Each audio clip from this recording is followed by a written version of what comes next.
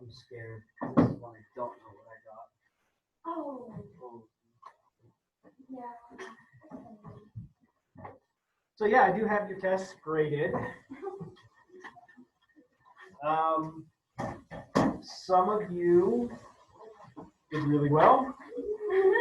Some of us didn't. Others did not.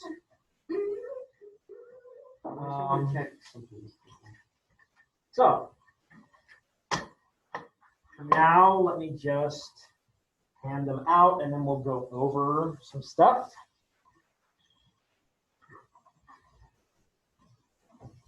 I'm scared. Does this affect my grade at all? Oh, that's not as bad as I thought I would do.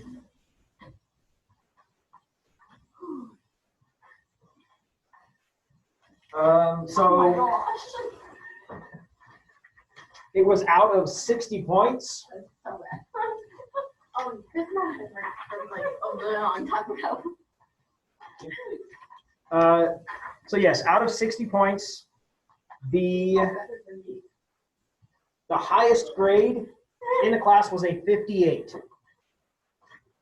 So pretty good.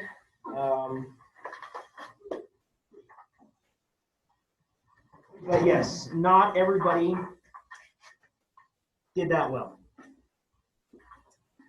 So let's go over this and then maybe talk for a second about the test.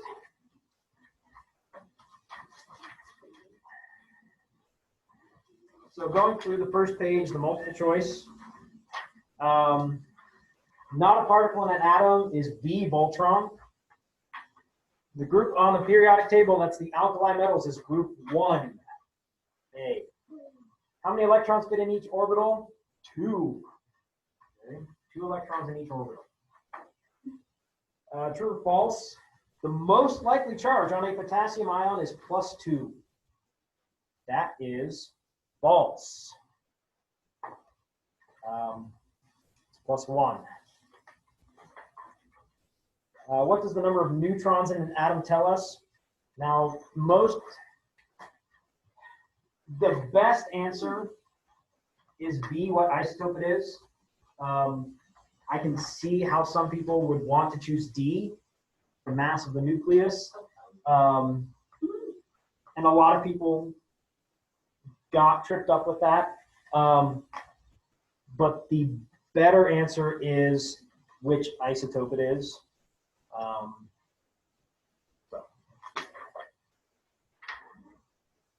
So I need to take back the test, or we can keep it? You can keep it. Yep, you can keep it. You can write on it, whatever. Okay. So let's go through some of these.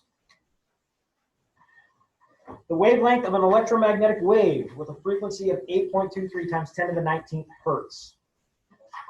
Like I said, if you look at the front page, it gives you all sorts of useful information, such as this equation right there.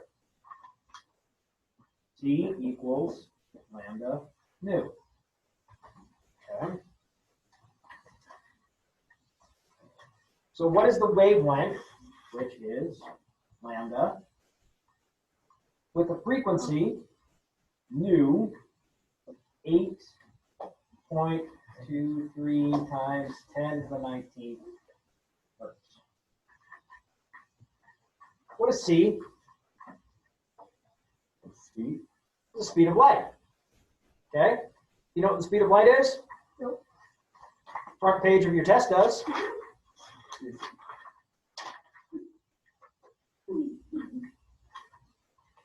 It doesn't even list it as speed of light. It straight up says C equals.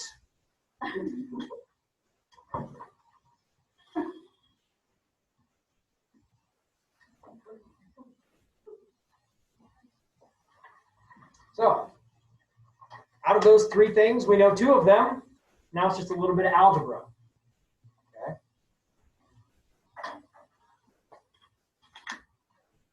So we know that lambda, which is the wavelength, which is what we're looking for, is equal to C divided by nu. We know C, we know nu. All we have to do is put that in our calculator. And when we do that, we get 3.65 times 10 to the minus 12 meters.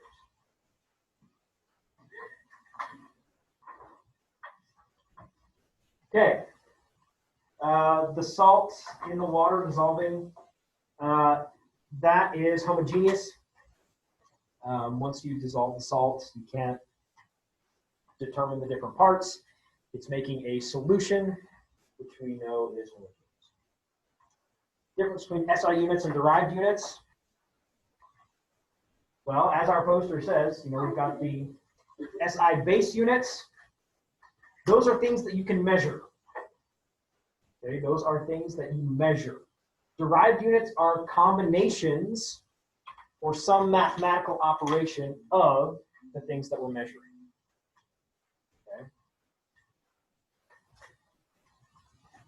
Okay. How many neutrons are in the isotope of copper 65? So we know that when it says copper 65, that 65 represents the total number of particles in the nucleus. So we look at our periodic table and we realize copper is 29. So 29 of the 65 are protons. And then how many neutrons? Well, we take 65 minus 29, and that leaves 36. All right. The energy of a photon in the red range with a wavelength of 6.93 times 10 to the minus 7 meters. Once again, go to the front of the test. We have E equals H nu. Okay. So E is energy. H is actually Planck's constant. Now this one is also on the front of the test. It doesn't say H equals, but it does say Planck's constant. So we know that we're dealing with 6.626 times 10 to the minus 34. And then nu. Now nu is frequency, but you're given wavelength. So we need to do a little bit of math first. We need to pull out this equation again. So where you show the H, so where is it you found it from here? Planck's constant, yep. Okay. So, now, what I like to do, I just solve for nu. So I know that nu is equal to C over lambda. Then I can just put that right in there. So energy equals H times C over lambda. Now C we know.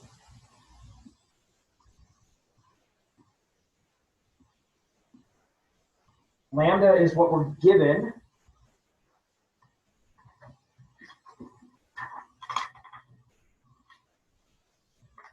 Okay. And so just doing a unit check, remember Planck's constant is in joule seconds. So we have joules times meters over seconds divided by joule seconds times meters over seconds. So seconds goes away. And we have meters on the bottom. That goes away. We're just left with joules, which is the unit of energy. So we've done our math right. When we put all of that in, we get 2.87 times 10 to the minus 19 joules.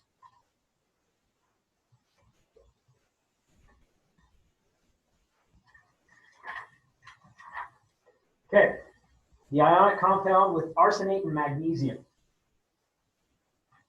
So we need to look at our periodic table. We recognize that magnesium is in group 2. It's in group 2, it's going to form Mg2+, and we know that the arsenate is 3-. So we need to come up with a compound that gives us a net 0 charge. Okay. Well, the easiest way to do that is least common multiples. Okay. So we need to have both of these come up to 6. So we need 3 magnesiums and 2 of the arsenates. Okay. That's what we should have. And remember, it is good practice to put the cation at the beginning. Oh. So why does the top period of the periodic table only have 2 elements? Well, it's because the quantum level 1 only has an s orbital.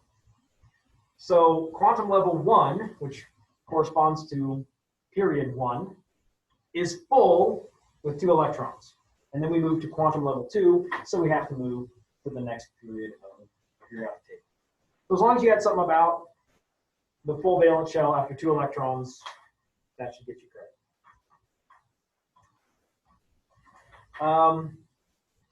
Following compounds, Ali3, that's aluminum iodide. Aluminum iodide. Now this next one, you didn't have to do any math because it asks for the speed. And what is the speed? Always, whenever we deal with this.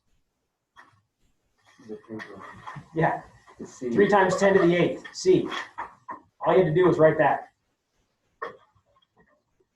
See? Well, 3 times 10 to the 8th meters per second.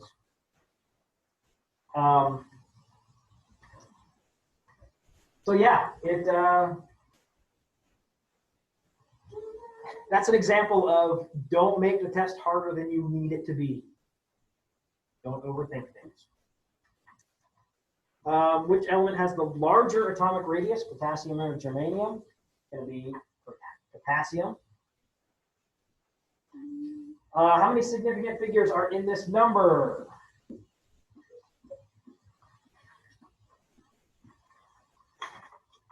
5. This one, and this one, obviously they're non-zeros. This one is between 2 non-zeros, and that one, it's on the right of a non-zero and a decimal. 0, 5.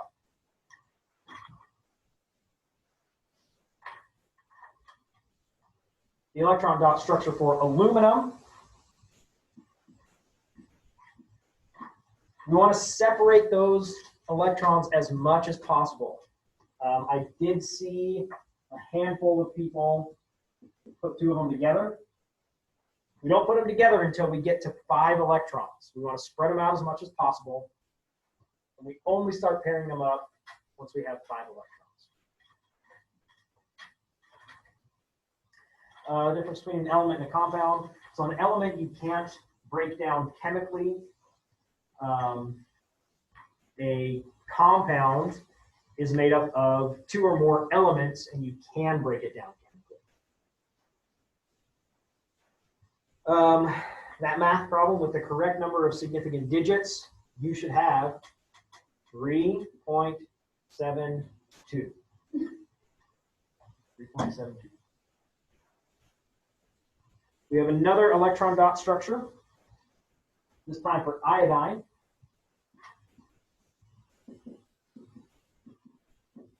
We needed 7.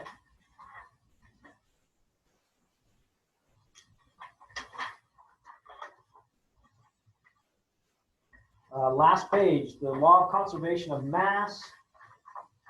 You can't create or destroy matter is essentially what it boils down to. Okay? If you're doing a reaction, whatever you started with has to be there at the end. And then an ion, basically, it's an atom, or you can also have a group of atoms that are all bonded together. But the key thing is that what you needed to have is that it has some sort of charge on it. Okay, it can be a positive or a negative charge. but it needs to have some sort of charge. That's the important thing to remember there. And then the extra credit, there were a lot of different things that we talked about in the book. Filtering, distillation, anything like that. Okay, now that is sort of what you should expect for tests. Okay, now you're always going to get that same information on the front. Okay? So as we go through the next few chapters before the next test, look and see what is on the front of that test that you are going to be using. Okay? Get comfortable with it. As you become familiar with more of that information, you're going to know what you need to memorize and what don't you need to memorize. As a general rule, formulas, you're not really going to need to memorize them.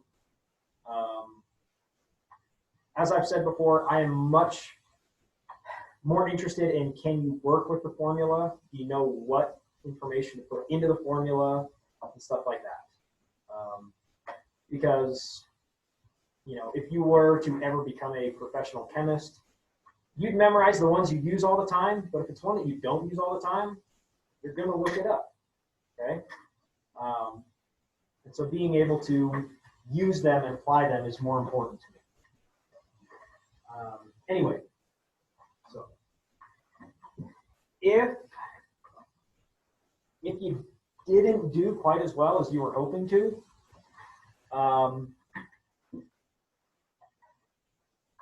well, let's figure out why. Okay. If you're just struggling to figure out the concepts, come talk to me. Okay. I'm here during study hall. Morning and afternoon, you are more than welcome to come and ask questions. Okay. Always happy to answer questions if you're confused about something. If for whatever reason you don't want to come talk to me personally, send me an email.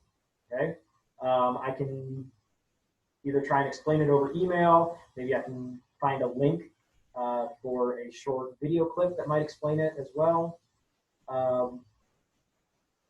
But yeah, let me know. If you don't let me know, then I assume that you're good to just keep moving. Okay. But yeah, so let me know if there's something that isn't clear, and we'll do what we can to make it clear. Now,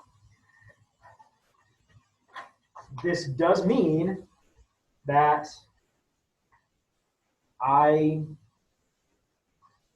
expect you to put in some effort. Okay. If you're not willing to put in the effort to learn the material, well then, yeah, you may not do well in this class. This class does require some effort. That's just the way it is. So,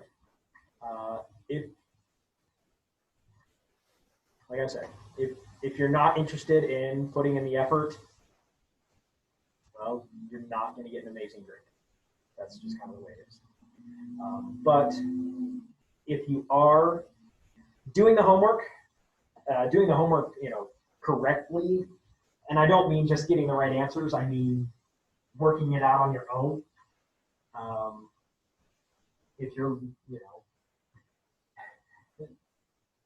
either getting somebody else to do the work for you or, looking up answers or things like that, you're going to struggle on the tests.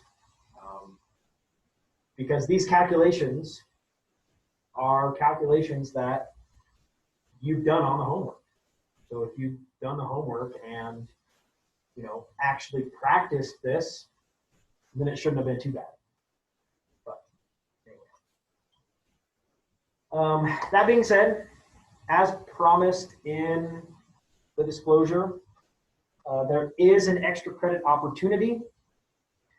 You can get up to half of the points you lost back. So if you lost 10 points, if you do this extra credit assignment, you could get 5 of them back.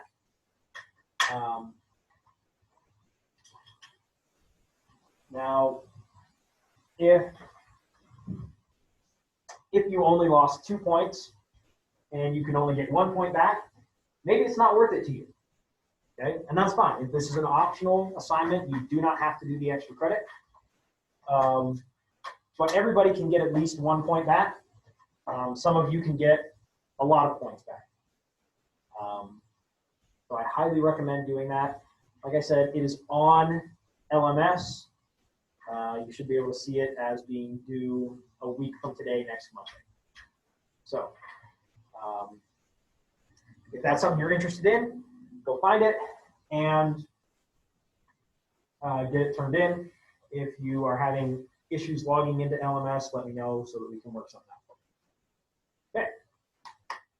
Questions before we move on? Okay. Well, then we are going to move straight ahead into chapter 8. Chapter 8. And we're going to talk about this idea that we have mentioned a couple times already, but haven't really gotten very much information about. We're going to start talking about the covalent bond. So we mentioned ionic bonding and metal bonding and how they're not really true bonds. Okay? They're more of associations than bonds. And sometimes these associations can be fairly easily broken. Okay? Covalent bonds are actual bonds. Now, there's not anything physical holding these two things together. It still comes down to electron interactions and proton interactions and things like that. But covalent bonds are much more permanent than either of the other two. So,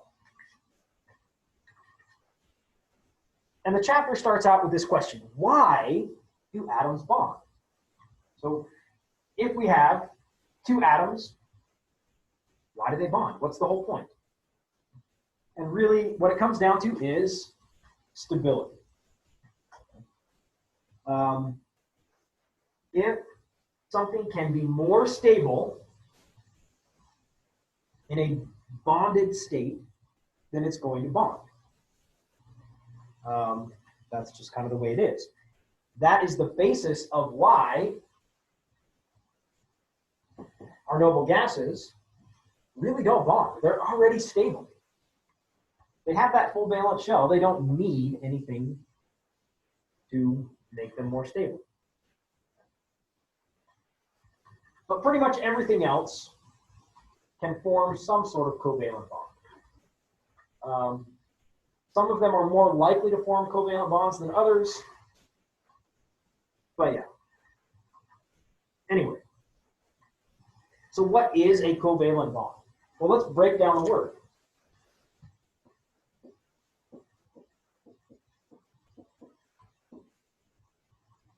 CO, co. Well, that means like together, right? Like in a sports team, if you are a co-captain, there's at least two of you, and you're captains together. Okay? Valent. Sounds an awful lot like valence, doesn't it? Okay. And that is really what we're talking about. A covalent bond is where we have two atoms that share electrons so that they can both have a full valence shell.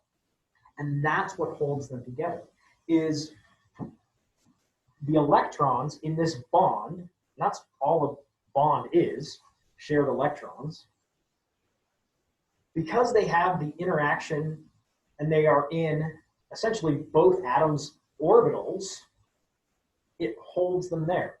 Okay? Remember, there's this positive-negative interaction between the nucleus and the electrons. And so we have these electrons that are in a bond in between these other two nuclei, and that holds these atoms together. Okay? So when we have a covalent bond, that is when we have something called a molecule. A molecule.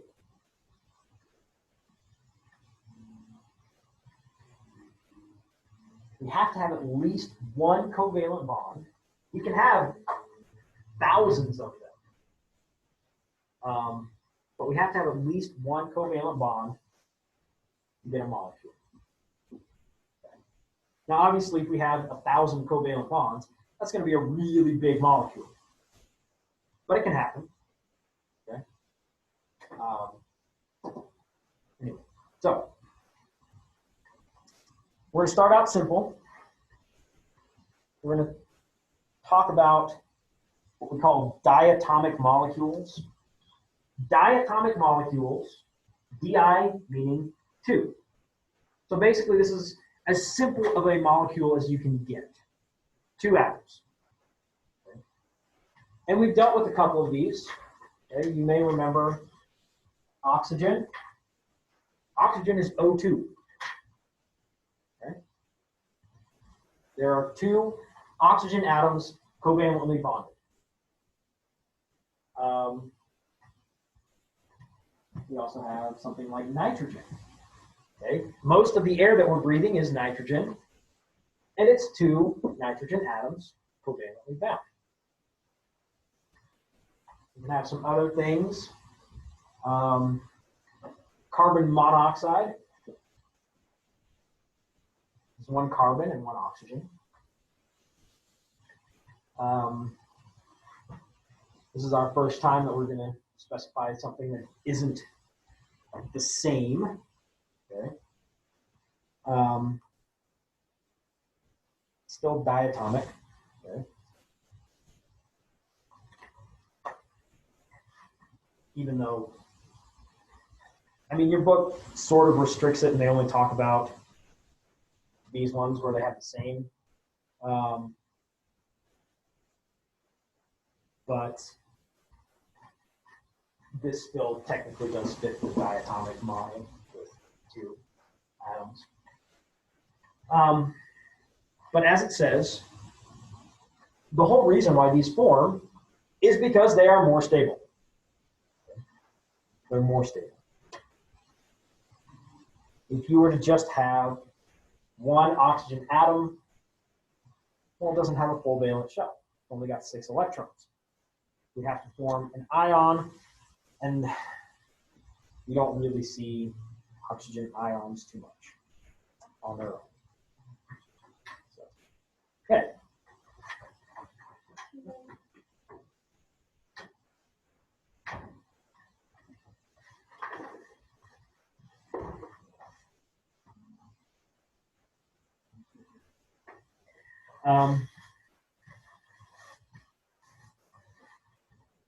So let's start breaking down the sort of mechanics of this covalent bond.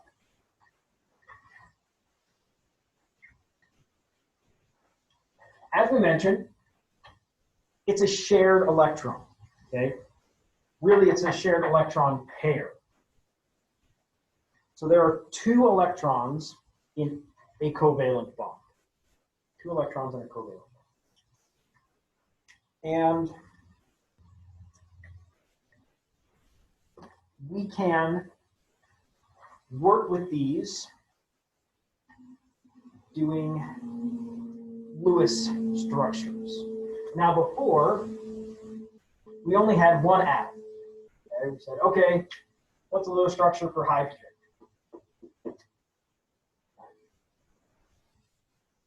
What's the Lewis structure for oxygen? Okay.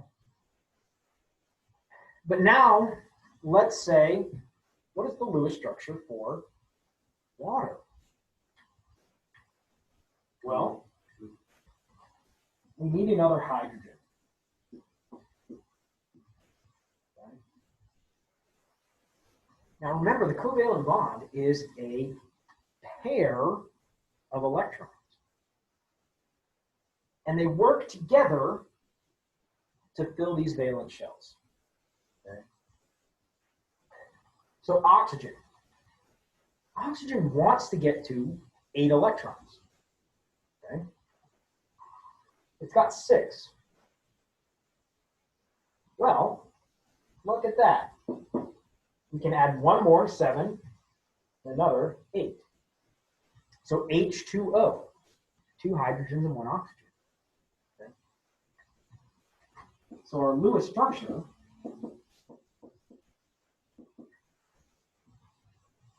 so let me change colors here. So oxygen will be in green, and then the hydrogen is going to have one come there, one come there. Okay. Now, if you notice, oxygen, if you count how many electrons are around oxygen, it's now 8. Okay. It has a full valence shell. It's stable. It's satisfied. Now, hydrogen, remember, it's in period 1, so it only wants 2. So it has the one that it brought with it, plus another one from oxygen, and it has 2 next to it. It's stable. It's satisfied. Okay. Now, individually, to fill these valence shells, we would need 8 plus 2 plus 2. Okay, and that would be 12 total electrons. But since we can share them, we only need 8 total electrons. Okay. So that's what we get in, well, if we look at group 17, well, not 17, 16, that's where we find oxygen. Group 16, really anything that has these 6 valence electrons, well, it needs 2 more, so it can typically form 2 covalent bonds, right? Because it needs 2 more electrons, which one bond, one bond. If we move one more over to 15, we'll say nitrogen. We find you can form 3 covalent bonds because it has 5 valence electrons. So to get 8, we can add 3 more things, sharing an electron. So we have nitrogen here. And this is actually what we call ammonia.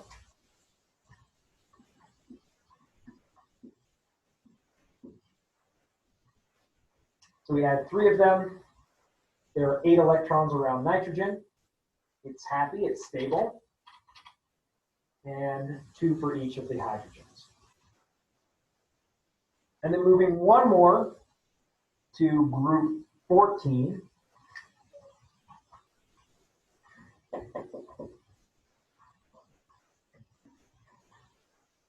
If I write the correct number, that is methane. That is the primary component of natural gas. If you have a gas stove or gas water heater or whatever, it's a primary component. So group 14 means we have 4 valence electrons. So In order to get 8, we add 4 more. Okay. When we're dealing with Lewis structures and molecules, not just individual atoms,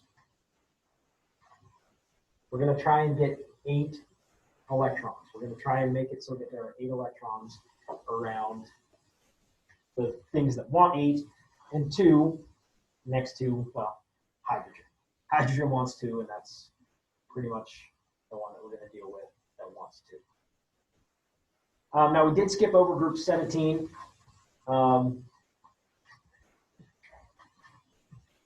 Often in group 17, what we find is like F2. As we look, fluorine is going to have 7. Well, if we put another fluorine here and go 1, 2, 3, 4, 5, 6, 7, look at that, they both have 8. Okay. So 17 makes 1 bond, 16 makes 2, 15 makes 3, 14 makes 4.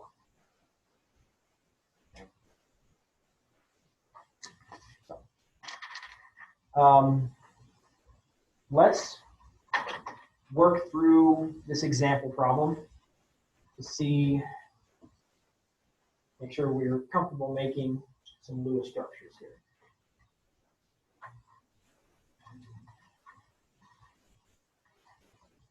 Okay, has a lovely picture of that glass on page 244. So the pattern on the glass shown in figure 6 was made by chemically etching its surface with hydrogen fluoride, HF. Draw the Lewis structure for a molecule of hydrogen fluoride. Okay, so let's look at this, analyze the problem, see what our steps are going to be. Okay, so you're given the information that hydrogen and fluorine form the molecule hydrogen fluoride. An atom of hydrogen, a group 1 element, has only 1 valence electron. It can bond with any nonmetal atom when they share 1 pair of electrons. An atom of fluorine, a group 17 element, needs 1 electron to complete its octet. Remember we talked about the octet rule. Okay. So, single covalent bond forms. We have fluorine, which has 7, and hydrogen, which has 1. Kind of like putting a puzzle together, okay? Put our hydrogen right there, and that's our Lewis structure. We can always check our work. We can count 2, 4, 6, 8 electrons around fluorine, and 2 next to hydrogen. If we can make everything satisfied with its full valence shell, then we've done it correctly.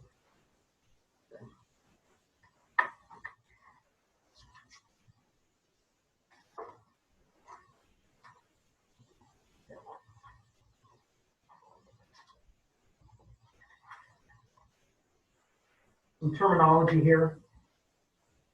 All of these bonds that we've dealt with so far, okay, with 2 electrons, there's a special name for them. They're called sigma bonds. Okay, sigma is a Greek letter, and if you have that bond right there with 2 electrons between 2 atoms, that is a sigma bond. Okay. Now, let's look at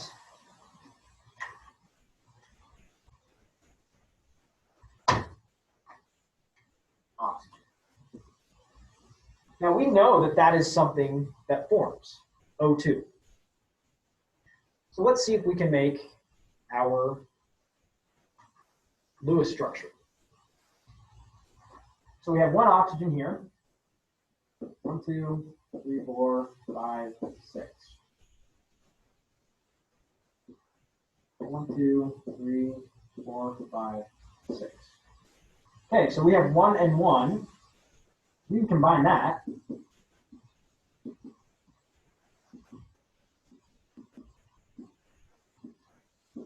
Okay. Do they have a full octet? No, why not? They only have 7. Okay? But we know that that's a valid molecule. What's the solution?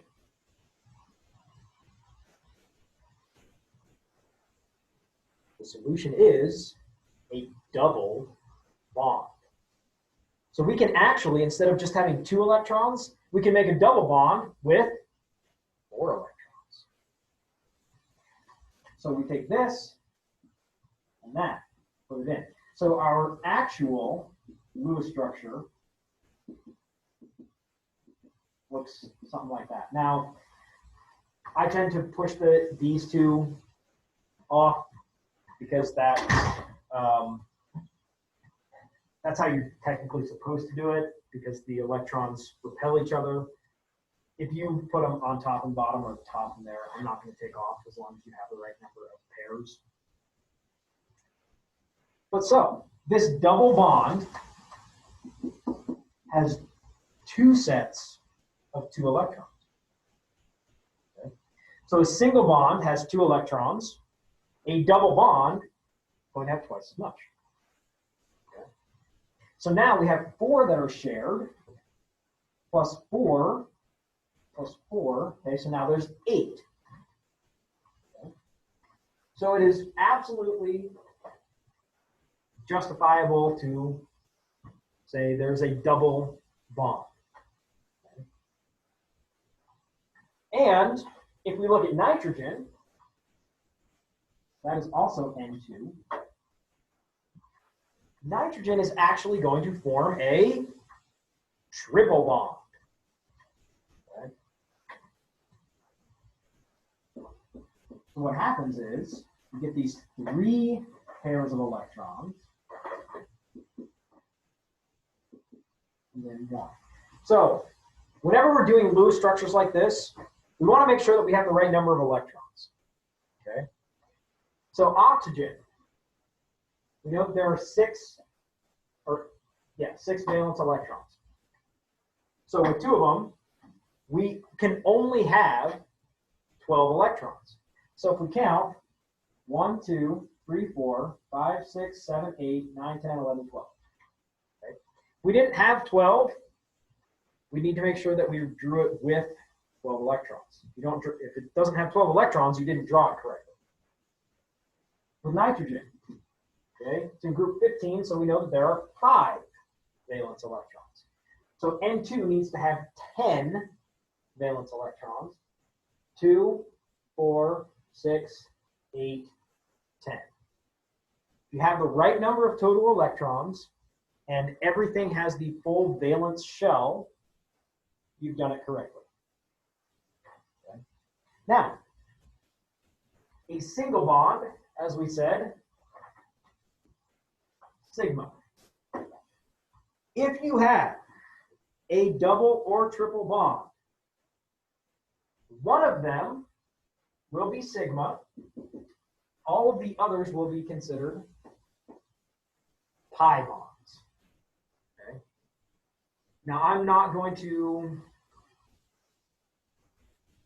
use this terminology all that often, but every once in a while, we will run into an instance where we need to know that. Okay? So if it's just a single bond, it's sigma. If it's a double bond, you have 1 sigma and 1 pi. If it is a triple bond, you have 1 sigma and 2 pi bonds. So. Okay.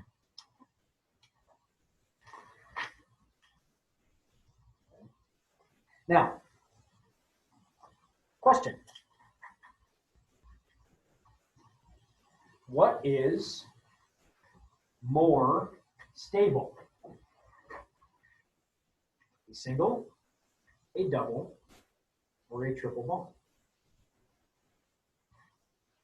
I haven't taught you this, so it's okay if you don't know. But what do you think?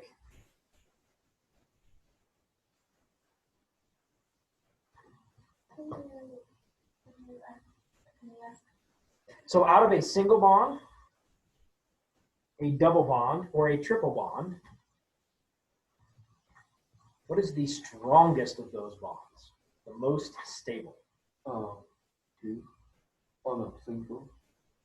You're gonna say single, okay. Any particular reason? There's just one. So you're saying like there's a whole lot of electrons here and that's gonna create some repulsion? Is that kind of what you're thinking? Or, okay, I mean, okay. Anyone want to argue anything else? You think double? Any particular reason?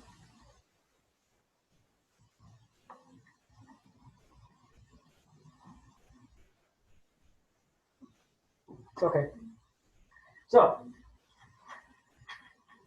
the strength of a bond is directly related to the length, okay?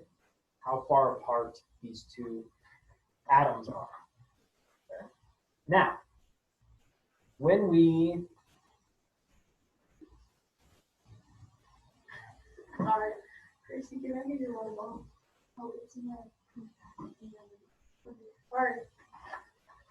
so to determine the strength, we need to determine the length.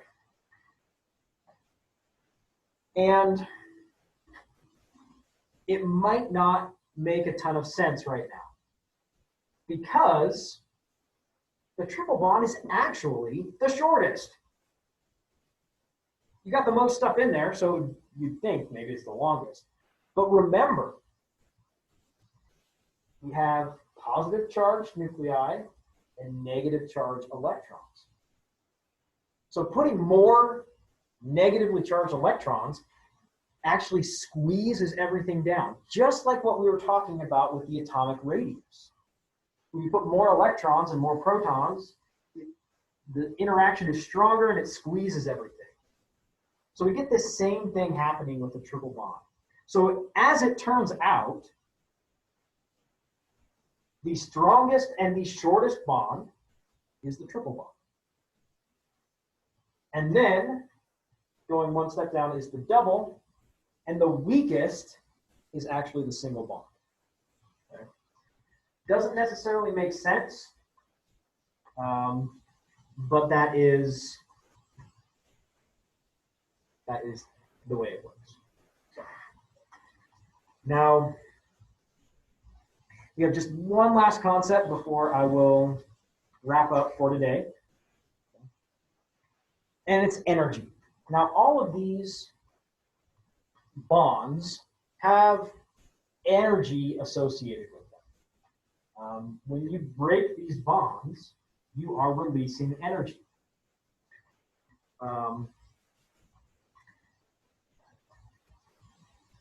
Typically, when you have some sort of reaction, you are breaking and reforming bonds. Okay? Sometimes you can just break them, and then that's the way it is.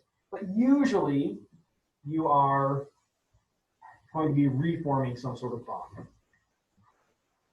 And different interactions between different elements in different settings have different energy levels. And so what can happen is this energy turns into heat. So if you break bonds and the bonds that form after have less energy, that energy is released into the atmosphere as heat.